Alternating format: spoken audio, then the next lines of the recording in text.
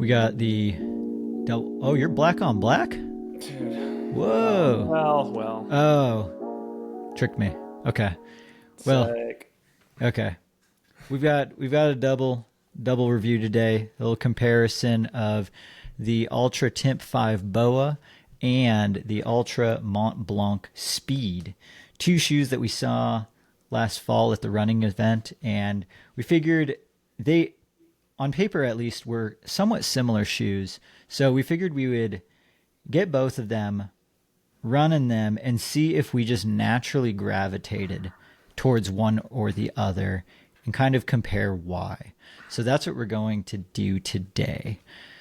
Quick rundown of the specs, because there's just a lot of comparing. I'm just going to put a table up right now.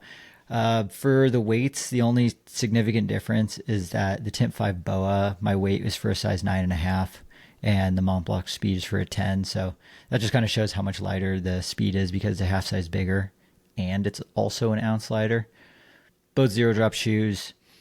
We'll start with the Timp 5 BOA. For materials, we have a kind of, it's an engineered mesh upper, and it's actually kind of like two layered. I don't know if you noticed this, but like it looks like it's really wide open mesh on the top, but then if you stick your hand in and like feel the top of the forefoot, there's like a whole closed off layer that I guess maybe it's just like for debris, but it kind of looks like this mesh is super open, but it's actually not. It's kind of closed off. Maybe they needed it for durability purposes. I'm not sure. So there's that kind of dual layer upper. There's a kind of medium thickness toe bumper. This is the Timp 5 BOA. So it has a single BOA dial enclosure. The BOA dial is attached to 3 straps that go around the foot. This BOA dial is, actually, I don't know what it's called. It's just the regular BOA dial. It's the one that only clicks in one direction. The one that we've seen Not on... the Li2, right? The Li2 Correct. Speedland one, yeah. Yeah, like the one that we've seen on the Speedland shoes, the Li2 dial that can tighten and loosen. This one just tightens, and then if you want to loosen it, you have to pop it out. Single BOA dial. The tongue is like a stretch knit. Well, there's no padding there, and it's completely stitched in. So it just kind of forms this like singular booty sort of thing. Ankle collar is pretty generously padded all the way throughout into the heel cup, which I don't think has a counter, but just like extra starchy material and an additional overlay. We also have a gator trap on the back and a nice little pull tab. Mont Blanc Speed, same forefoot upper as the Mont Blanc Carbon, which is this like almost like neoprene type feeling, like really soft, tight knit engineered mesh. I didn't have any issues with it on the Mont Blanc Carbon, so they kept that for the forefoot because it's kind of like a split material upper. TPU toe cap as well, very similar feeling to the Timp 5 BOA. Traditional lacing enclosure. The tongue is very minimally padded. It is gusseted. It's a good tongue, good. We'll compare to the Mont Blanc Carbon as well, but they changed the tongue a bit. Thinner padded ankle collar and heel cup. This one also doesn't have an actual plastic counter, but instead just some extra starchy material to give it some shape. The material on like the midfoot towards the heel of the shoe, it's more of like a tight weave ripstop kind of material, and this one also does get the gator trap as well, and we've got some fun coordinates on the inside. I did not look up to where they are. If I had to take a guess, it should be Mont Blanc. If it's anything, actually, now that I think about it, if it's anything but Mont Blanc, that's dumb. What if it's like Denver? Oh my God. John Denver is full of shit, man. What do we got for midsoles? We'll go back to the Timp. The Timp is, what was it, 29 millimeters? Yeah, 29 millimeters, yeah. Forefoot to heel of just the Ego Max midsole. And in the hierarchy of midsole foams in terms of performance, it's the Ego Max and then the Ego Pro is the top one. So the Timp is kind of like the secondary performance foam, which is a little bit firmer. It's more of a classic EVA. No plates or anything, so that's really all there is to talk about with that. It's same as the laced Timp 5 as well. Mont Blanc Speed gets the carrier foam treatment, just like the Mont Blanc Carbon. So we have the Ego Max carrier foam, and then on the inside, underneath the insole, you can see is a big chunk of the Ego Pro super foam. There is no carbon plate. There is instead, I think, was it a TPU? Just they call it a stone guard, which I think is probably similar, but I think thinner.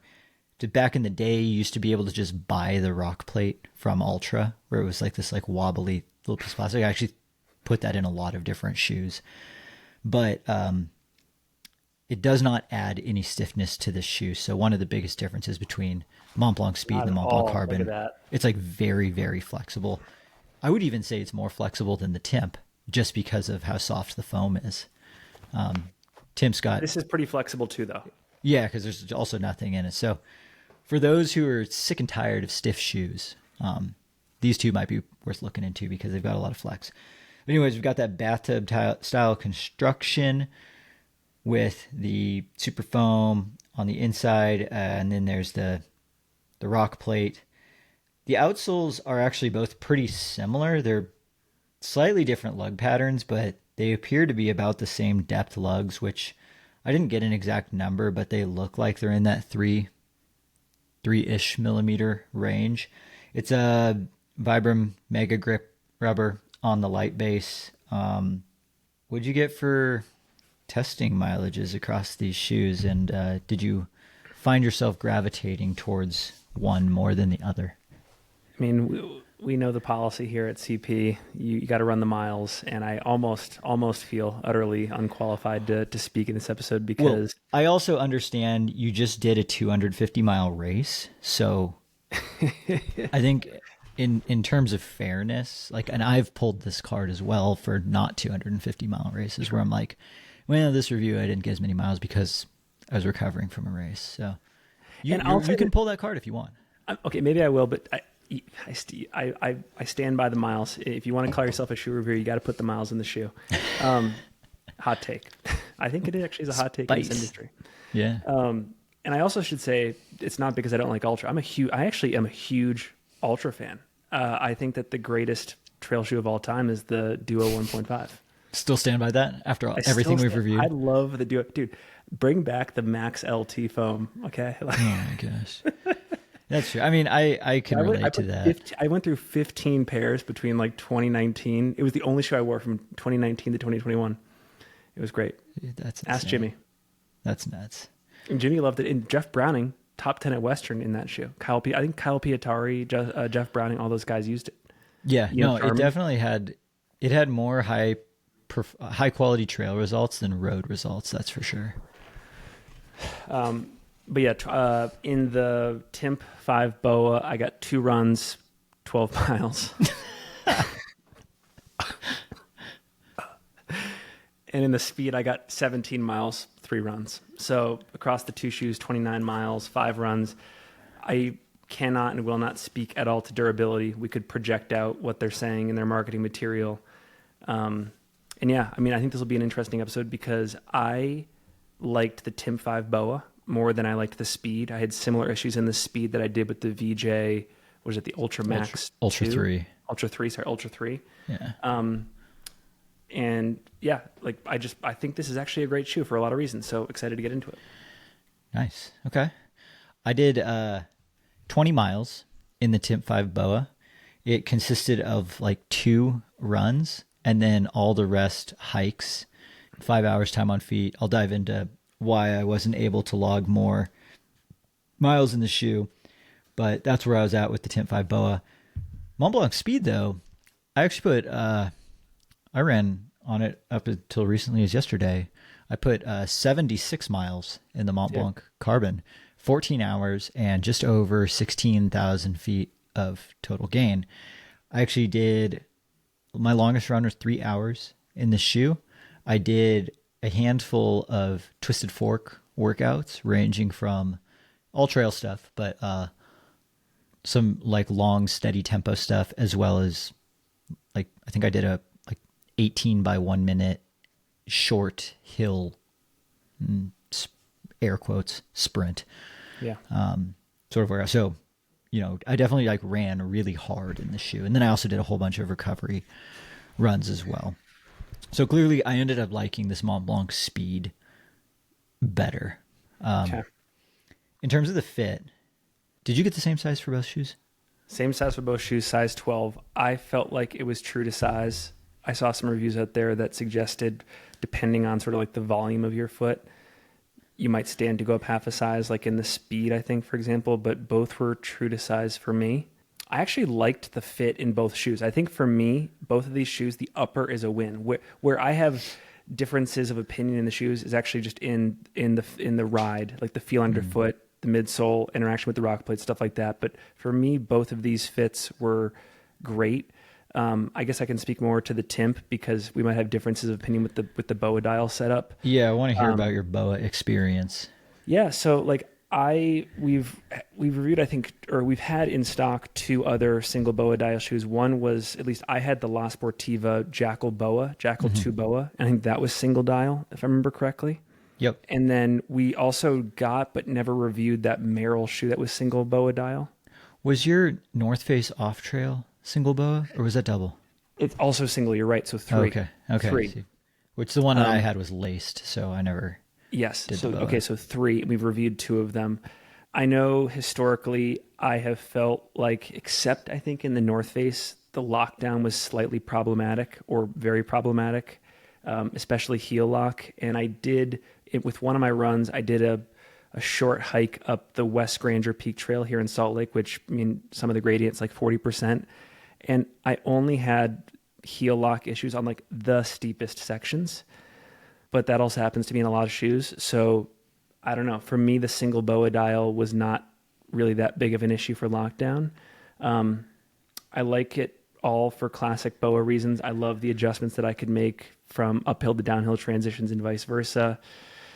Yeah, I mean, and also, I don't think you mentioned it when you were going through like the specs, but they actually do a pretty good job, in my opinion, of adding a bunch of padding here behind where the BOA is placed, because otherwise you'd be rubbing right up against the ankle. I agree with that. You couldn't feel this BOA dial at all. The only time I felt it again was when I did a couple like just tester downhill repeats on Granger on some of like the more off camber rocky sections. And if it was like super off camber, I did feel a little bit of a dig. So maybe, and again, I only did 2 runs in the shoe, but maybe the takeaway is like, in most terrain situations works great. Just like if you're going into the mountains in like more technical or steeper terrain, do a tester run first. But sure, yeah. And then like I also did like the temps on the 2 runs that I did weren't that hot. It's been uncharacteristically cool here in Salt Lake. We've had like a ton of rain and like 40s and 50s, which is weird. So I didn't really get to test out like running in a totally black shoe that's doesn't look that ventilated in the heat, but didn't have like any overheating issues and like that. So Okay. I don't know. In the material, it's definitely less minimalistic than the speed, but pretty for what they're billing as like a performance-esque shoe. I thought it was a pretty comfortable fit as well. Yeah. So yeah, I had some weird problems with this Timp 5 BOA. So first I got my regular size 10 sent to me, and when I put it on, I felt like I was just absolutely swimming in it. Like I felt like I couldn't tell if it was too long or if it was just too wide and just like way too much volume. So then they actually sent over a 9.5, which I then put on and was like, this is the right size for me. And I think that's just partly due to like just me having a slightly lower volume foot. Like I'm just like never going to be the ideal ultra customer, but I'm, always been so curious about the company and the brand. So a 9.5 fit much better. Step and feel was awesome. I was like, oh, this is sweet. It felt like when I put the shoe on and cranked the BOA dial down, I'm like, oh yeah, this is working. Like I'm getting a pretty even amount of tightness all around. Anytime I would start running downhill, I don't know if it's just that the top strap doesn't go up high enough, or this is just me not filling the shoe out enough, but like toes just immediately to the front, and this toe bumper is pretty hard, so it was like I'm not sacrificing toenails for this one. And then I tried the 10 because I was like, okay, well maybe the shoe is too small, and I actually had the same problems, except I just felt like even more of a liability because then it felt like I had flippers out there. In terms of sizing, the Mont Blanc Speed, to me, like almost felt like in between the Timp 5 BOA's 9.5 and 10. So like this felt a little bit bigger than my 9.5 Timp, but not as big as the size 10 Timp. So I definitely had an excessive amount of room in the forefoot, but it wasn't so much that I felt like I was like tripping everywhere. Moving to this Mont Blanc Speed upper, I was able to get a much more secure lockdown just due to the lacing system. You know, I was able to just be more precise. The laces and the eyelets go up higher, so I was able to utilize those upper eyelets, which is just something that I needed to get a better fit. Because I don't even feel like the Timp is any wider than the Mont Blanc Speed. Like in terms of like their footprint, their shape internally, they feel very similar from a volume standpoint, but it was just simply the laced upper. It actually made me want to try the Timp 5 with laces because I guess maybe we'll kind of roll that into like the underfoot feel. I really liked the way the midsole felt on this Timp 5, just the full on Ego Max midsole. It felt very versatile. Like it's not very soft, but it's also not very firm. It feels like it felt like I could run very easy in it for a long time, but it was also like had enough pop there where I was like, I could do a workout in this. I really liked the way that the foam felt. I just like couldn't run much in it because of the upper. Yeah. And the question I had here, comparing this to the Speed, because you were telling me offline that the stack height difference between the two, I think the Mont Blanc is 1 millimeter shorter. So basically, for all intents and purposes, indistinguishable. Timp has 1 millimeter less foam than the Mont Blanc. Yeah. Okay. So my question is, like, why did this midsole feel more protective than the Speed if they're basically the same stack heights? Like, I was confused by that. It all comes down to the durometer of this Ego Pro foam, and like the insert of the Ego Pro foam, it's way too soft. Like we're running into the same exact problems as the VJ Ultra 3, where I am a small enough runner where I'm bouncing. I'm still compressing the foam. Like I'm just about bottoming it out, but I can feel some of the cushion still. And I guess the difference between this and the VJ is this doesn't feel packed out. Like it's still very squishy and there's still a lot of travel there. But I think in your case, which we were talking about, it's like, I think you're just like bottoming this foam out from step one because oh my gosh, there's not enough, which is interesting because neither of us commented on that sensation in the Mont Blanc Carbon review. And I think that might just be the difference that the 3 millimeters make, because this Mont Blanc Speed is 30, the Mont Blanc Carbon is 33. And I think that might be the over-under point. It was like, need 3 more millimeters of this Ego Pro foam for this shoe to be like truly usable across all, not all, but like, but at least between you and I's running body types. Totally. And we were doing this exercise offline, but like if I remove the insole and I'm just like digging into the foam, super squishy. It's way too soft. It's way too soft. And so, yes, I am like contextually, like I'm a bigger runner, heavier, all that kind of stuff. You're more athletic than me. That's how it is. And so I was just like, my first time, like, how am I already over indexing into ground feel? Like there is so much ground feel in this shoe. And, I just think I'm bottoming it out, which is crazy to think about. Yeah. Which like I noticed on my like any runs I did over 2 hours in this shoe, when I was like finishing up the run, I was like, I kind of wish I had a little bit more foam because my feet are starting to feel a little bit tired. Like I'm starting to feel the impacts of that run. For all runs shorter than that, it was fine. But, it had me worried then about like anything over like 3, 4, 5 hours. Then at what point is like my feet hurting, ruining like the quality of that run. But yeah, ground feel like the Timp 5 definitely offers more protection, even though it doesn't have a plate It just has firmer midsole foam, which is more protective than the really soft foam in the Mont Blanc Speed with the rock plate. You know, like I will say that I didn't get any of those like really sharp, like rock jabs that feel like they're bruising your foot. Like the rock plate in the Mont Blanc Speed did mute that feel nicely, but you still feel all those rocks. And it's like after many hours, it's not something I really desire on every single run.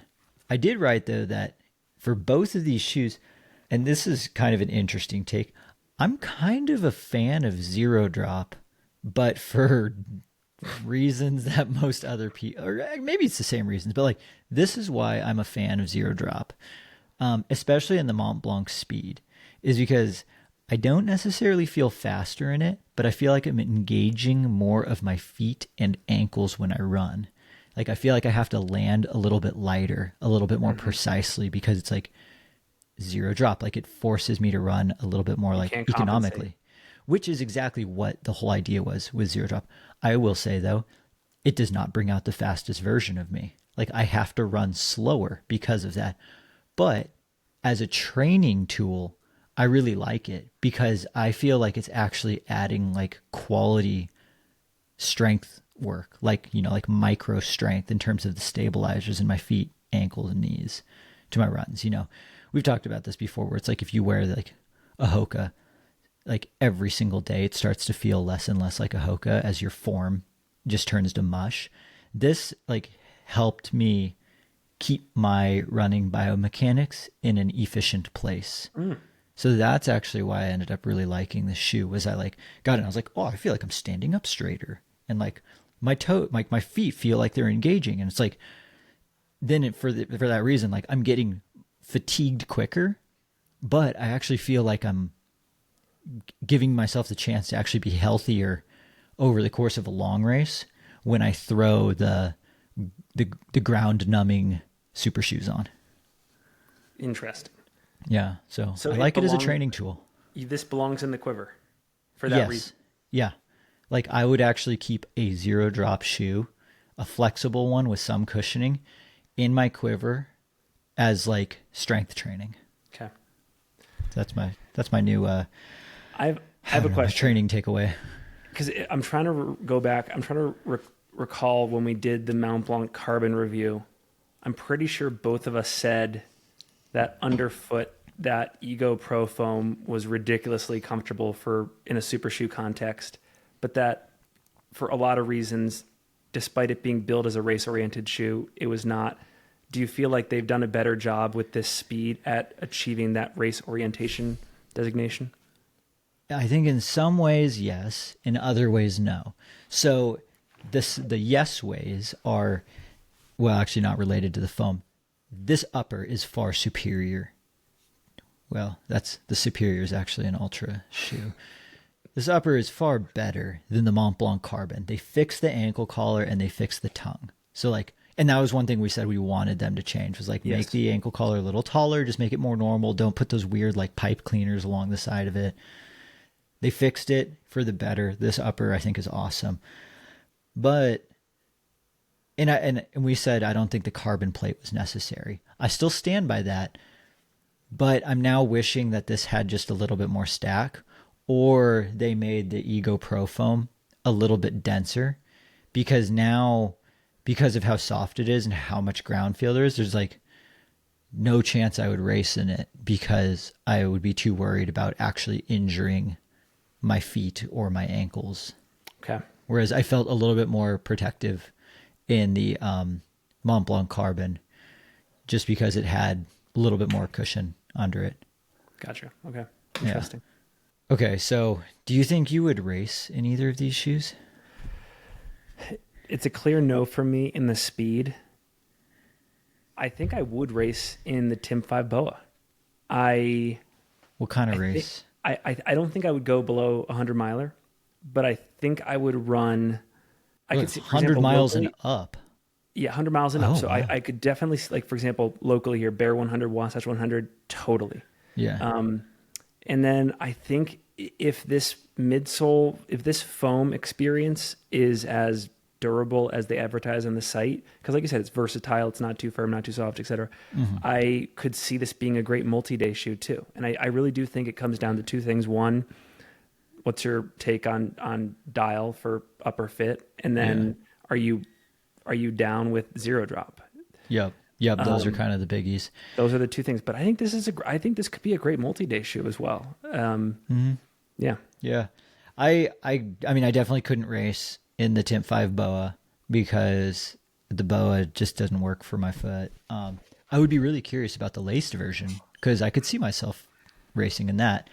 The first few runs in the Mont Blanc Speed, I thought, okay, I could see myself racing in this because it's like so comfortable, so squishy. But then when I finally did my first long run in it, and by like 3 hours, I was like, my feet are actually pretty tired.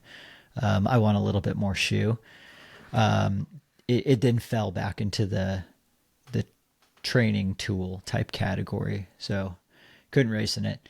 The shoe doesn't exist, but you know what I would race in though was like a slightly thicker version of this shoe, 4mm drop. Okay. Maybe last time when we reviewed the Mont Blanc Carbon, we made a big wish list and then this shoe came out. Are we taking credit for that? No. Are we not taking credit for that? No. So I would love to see a either slightly more stack or slightly firmer foamed 4mm drop version of the Mont Blanc Speed. And I don't know what you would call it, but I don't know. It's that would be what is on my wish list, and that is something I would seriously consider racing in. Okay. If we're leveraging the power of this platform, which is significant, in the spirit of Hoka re-releasing the Speed Goat 2, yes, I am pleading with Ultra to bring back the Duo 1.5. Okay. I've never even tried it on, so I would it's amazing. I would love to try it out. Ask Jimmy. Yeah. You think it would?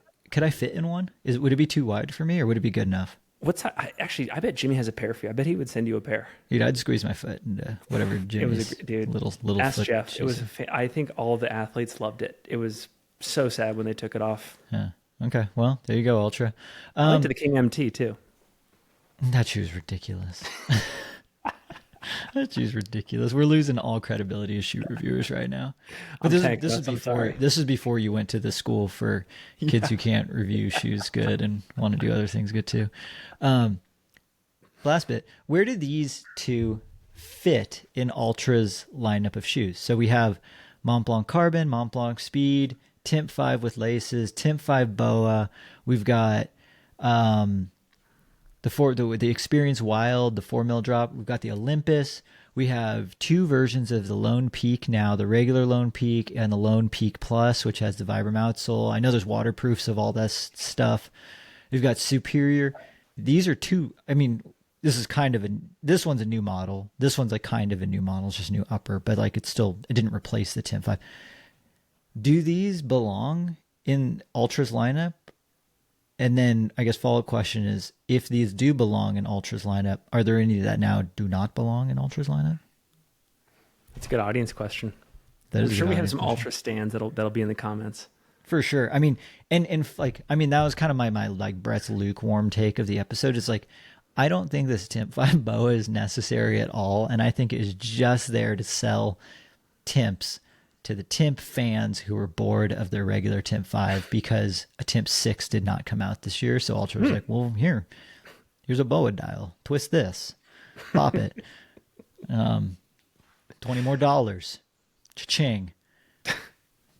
That was where I got BOA tax. Because Mont Blanc Speed, what was the Mont Blanc Carbon? $260, and we said that was the most egregiously priced shoe of 2024. This is $180, I think. $180. This is only $5 more than Timp 5 BOA, and it's $80 less than the Mont Blanc Carbon.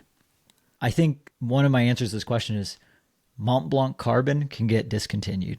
Okay. Even though I just said that I liked that one more underfoot, but like the upper was the big problem, and it's like, well, if the upper doesn't work, then it doesn't matter how comfortable the midsole is. And like, I'm also not paying $260 for it. But as a training tool that I really enjoyed running in, and I mean, yeah, I wore it yesterday on the roads just because I was like, yeah, I want to do this. It's fun. $180, super foam, flexible, wide. I don't know. What do you think about the value of either of these shoes? Yeah, I think 180 is a great price point. What was the Timp BOA price? 175. 175. Great value. I think especially because. But like, would you pay $20 more for this than the regular Timp 5, which is 155? Because like, I think it just comes down to like how easy do you want your like lacing experience to be sometimes? How much of a Timp stan are you? I'm not a Timp stan. But enough to the point where, Finn, you hate tying your shoes, don't you? I hate tying That my is shoes. what I've learned across 3 years of conversational pace. I hate tying my shoes. Like, you'd rather get a toenail removed than tie your shoes.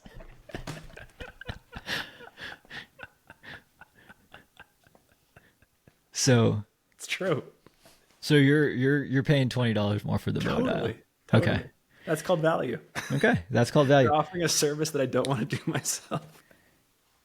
I have, even though I haven't run a ton in these shoes, I do have 2 durability, like red flag question marks, which I don't know. I mean, there's been a long going joke about just the durability of Ultras and people like destroying them, which I think is kind of a loaded complaint because a lot of the people who wear Ultras are the people who aren't, their feet are not able to fit in other shoes. So then it's like already like wider feet. Like if we're stretching the boundaries of these shoes, like you're just going to wear through the material. So like, I feel like Ultra gets kind of a bad rap for that.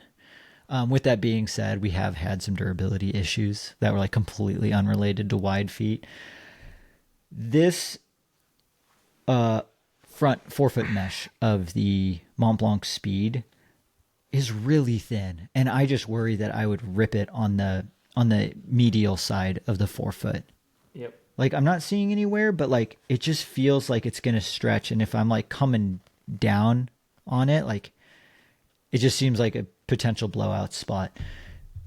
Same with the Timp 5 BOA, but for different reasons. Where this stitch comes down of this bottom strap meets to the forefoot, if you like bend the forefoot, it creates such a pinch point between the end of the toe bumper and the start of the first forefoot, like midfoot strap, that like I just worry that, you know, we're getting a significant crease in one spot that just feels inviting to a blowout.